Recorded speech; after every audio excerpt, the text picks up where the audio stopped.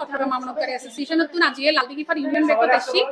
আরা আসলে ওবাই আনতারা নাম উন্নিদি 8ই আগস্ট মহান জাতীয় সংসদ আমাদের অর্থমন্ত্রী একটা কথা বলেছে হেয়ার কাট থাকবে না, হেয়ার কাট মুনাফা সহ আসল টাকা ফেরত দিবে। এই বেগুনের সাথে সাথে আরা উইনি আরা হতাই উনি আরার মন্নান একদম হালকা হই আরা কি করে ব্যাংকত এসছি ব্যাংকত হতে কি এটা তো শুধু সংসদে বলা হয়েছে, এখনো পর্যন্ত তো এটার কোনো প্রজ্ঞাপন আসে নাই। ইতারা তো বলে প্রজ্ঞাপন লাগিব, এই প্রজ্ঞাপনের লাই আরা জিয়াতালাই দাবি গুনি আরা বেগুনে কিছু আমানতকারী আরা বেগুনের নো আনি যেহেতু হেয়ার কাট উপ সংসদ বাতিল গিয়ে অনে তারা বারবার দেখো তো হুদুন মানুষ আই যায় গই আরা হই আরা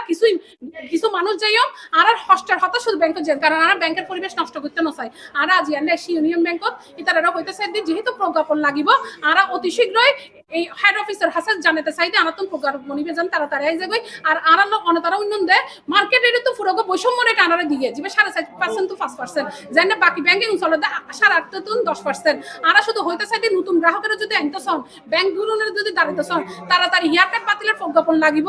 আর হেয়ার কাটের বাতিলের সাথে সাথে লেনদেন স্বাভাবিক গরিবের লাই মুনাফার হাত জিবে আনারা দেয় আনা তো ইসলামিক ব্যাংকের টিয়ারা হিজিবেরা মাইসে সুদ হয় আরা হই দিবের মুনাফা আরা সুদ হতে উচ্চারণও করতে চায় তোবা তোবা আরা শুধু চাইদি মুনাফার হারিবে যেন মার্কেট রেটে সামঞ্জস্য পূর্ণ করে এটা আনারা দেয়।